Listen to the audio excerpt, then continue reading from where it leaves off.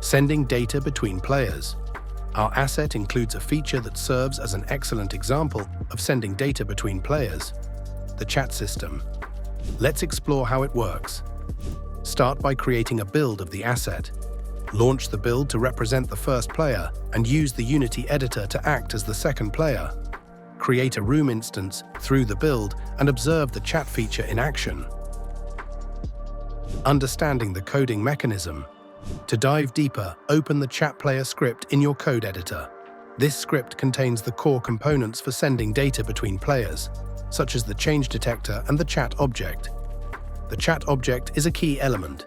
It consists of two strings. Sender identifies who sent the message. Message contains the message content. Whenever a player wants to communicate, they create a chat object. This object is marked as networked, allowing the change detector to notify other players automatically. By following this process, data is seamlessly sent between players using the chat system. Thanks for using Clean Multiplayer Pro.